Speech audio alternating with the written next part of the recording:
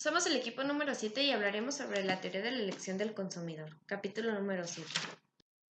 La teoría de la elección del consumidor examina las disyuntivas que enfrentan las personas en sus roles de consumidores. Hemos resumido las decisiones del consumidor con la curva de demanda, como lo muestra en la gráfica de abajo. Esta refleja la buena disposición del consumidor para pagar por un bien. En este caso, nuestro bien sería el café. En la gráfica nos muestra que conforme aumenta el precio del bien, que es el café, su demanda va disminuyendo. Esto quiere decir pues que el consumidor no está dispuesto a pagar más por este bien.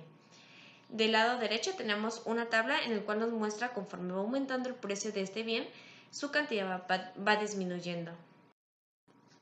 Hablaremos también sobre la restricción presupuestaria, lo que se puede permitir el consumidor. Las personas consumen menos de lo que desean debido a que su gasto está restringido o limitado por un ingreso. Bueno, pues aquí examinaremos el vínculo entre el ingreso y el gasto. En este caso hablaremos de dos bienes, que es la pizza y las latas de Pepsi. Lo primero es considerar la forma en la cual el nivel de ingreso del consumidor limita la cantidad de gastar en estos dos bienes. Como tenemos de ejemplo, tendremos un ingreso de 1,000 pesos mensuales. El precio de la pizza será de 10 pesos y de la Pepsi será de 2 pesos.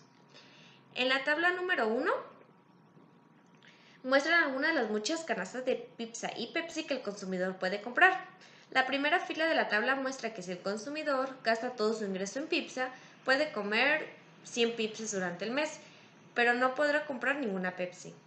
La segunda fila pues nos muestra otra posible canasta de consumo que son 90 pizzas y 50 latas de Pepsi. Y pues así es sucesivamente.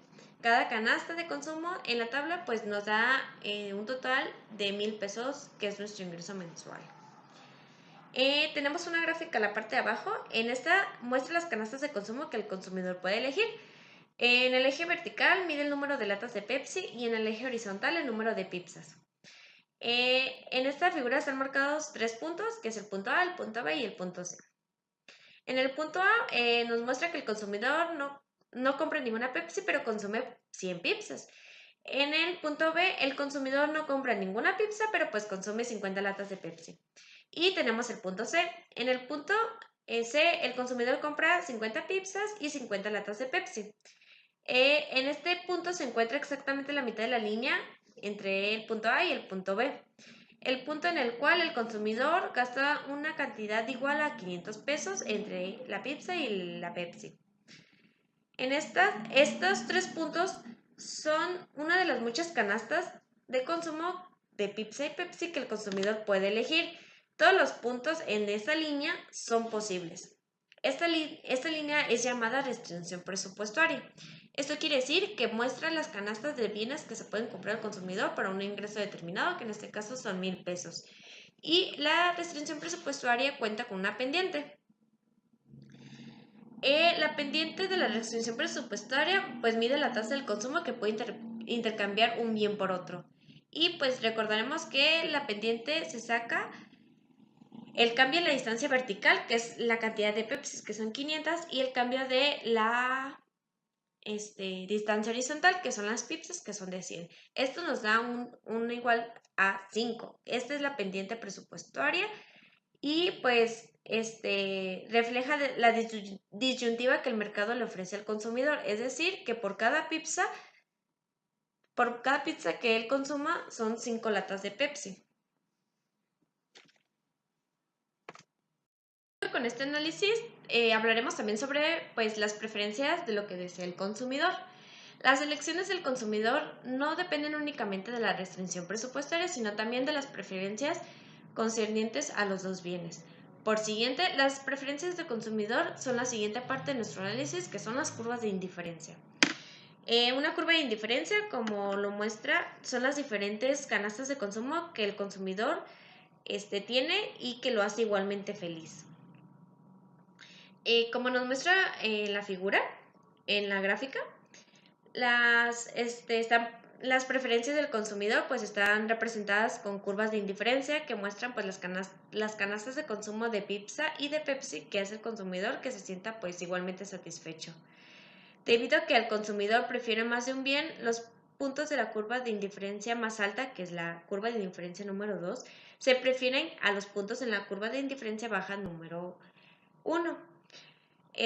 Aquí también se encuentra la tasa marginal de sustitución, como sus siglas lo dicen, TMS, Esta pues muestra la tasa en la cual el consumidor está dispuesto a intercambiar la Pepsi por la pizza. Mide la cantidad de Pepsi que el consumidor está dispuesto a renunciar por un cambio en una pizza.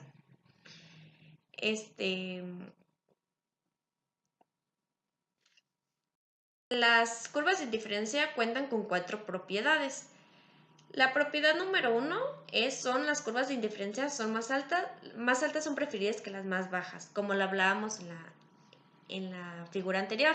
Las personas por lo general prefieren consumir más que menos bienes. Esta preferencia por mayores cantidades se refleja en las curvas de indiferencia, por lo que muestra pues en la figura que tenemos en la parte de abajo.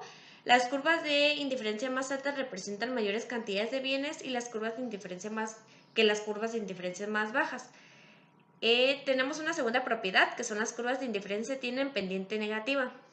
La pendiente de una curva de indiferencia refleja la tasa en la cual el consumidor está dispuesto a sustituir un bien por otro.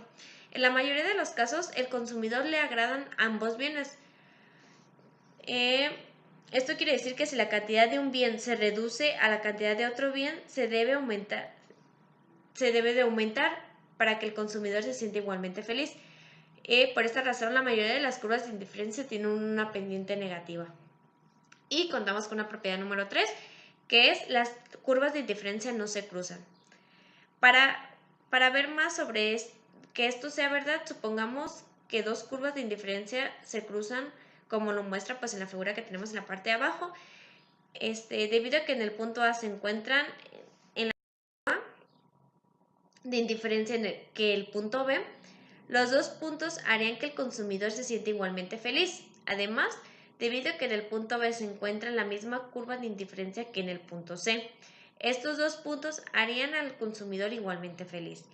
Pero esas conclusiones implican que los puntos A y C también harían al consumidor igualmente feliz, aun cuando en el punto C tienen más de ambos bienes. Esto contradice nuestro presupuesto que el consumidor siempre prefiere que ambos bienes que menos.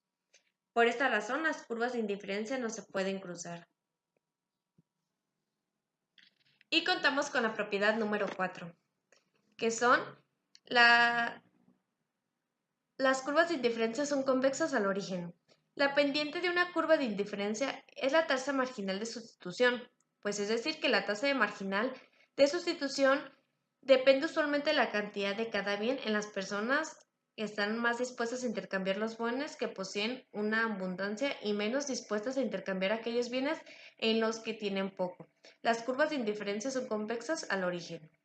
Y pues como ejemplo tenemos en la parte de abajo una gráfica. En el punto A, debido a que el consumidor tiene mucha Pepsi y poca pizza, está muy hambriento, pero no muy sediento. Para inducir al consumidor a renunciar a una pizza, se le tiene que dar 6 latas de Pepsi. La tasa marginal de sustitución es de 6 latas por pizza. En contraste, en el punto B, el consumidor tiene poca Pepsi y mucha pizza, de manera que está muy sediento, pero no muy hambriento. La tasa marginal de sustitución es de 1 lata por pizza. Por siguiente, la convexividad de una curva de indiferencia refleja la mayor disponibilidad del consumidor para renunciar a un bien que posee gran cantidad. Y pues tenemos dos ejemplos de curvas de indiferencia. Tenemos los sustitutos perfectos. Estos son dos bienes con curvas de indiferencia en línea recta. Y los complementos perfectos. También veremos el efecto de ingreso y sustitución. El efecto de ingreso es el cambio en el consumo que resulta cuando un cambio en el precio mueve al consumidor a una curva de indiferencia más alta o más baja. El efecto de sustitución es el cambio del consumo que representa cuando un cambio en el precio mueve al consumidor a lo largo de su curva de indiferencia determinada hasta un punto con una nueva tasa marginal de sustitución. Como lo muestra en la tabla de al lado, tenemos el bien, que es la Pepsi. Su efecto ingreso es que el consumidor es más rico, de manera que compra más Pepsi. y su efecto de sustitución es que la Pepsi es relativamente más económica, de manera que el consumidor pues compra más Pepsi. Su efecto total es que el efecto ingreso y el efecto de sustitución actúan en la misma dirección, de manera que el consumidor pues va a comprar más Pepsi. En el caso de la pizza, el consumidor es más rico de manera en que compra más pizza. Y en el efecto de sustitución, la pizza es relativamente más costosa, así que el consumidor compra menos pizza. Da un efecto total que el efecto ingreso y el efecto de sustitución actúan en direcciones opuestas, de manera en que el efecto final sobre el consumo de la pizza sería ambiguo. Hablaremos también en qué forma afectan los salarios a la oferta de trabajo. Las personas pasan parte de su tiempo disfrutando de su ocio y parte trabajando, de manera que puedan adquirir bienes de consumo. La esencia del problema de la distribución del tiempo es la disyuntiva entre el ocio y el consumo. En las gráficas que nos muestran en la parte de abajo, los dos paneles de esta figura pues muestran la forma en la cual las personas podrían responder a un incremento en el salario. La gráfica de la izquierda muestra la restricción presupuestaria inicial, RP, y la nueva restricción presupuestaria, RP2, así como las elecciones óptimas del consumidor entre el consumo y el ocio. La gráfica de la derecha muestra la curva resultante de las ofertas de trabajo. Debido a que las horas laboradas son iguales al número de horas disponibles menos las horas de ocio, cualquier cambio en el ocio implica un cambio opuesto en la cantidad de trabajo ofrecida. En el panel A, cuando el aumento en el salario aumenta, el consumo y el ocio disminuye, resultando en la curva de oferta de trabajo como pendiente positiva. En el panel B, cuando el salario del aumento se incrementa tanto en el consumo como en el ocio, el resultado de la curva de trabajo es con pendiente negativa.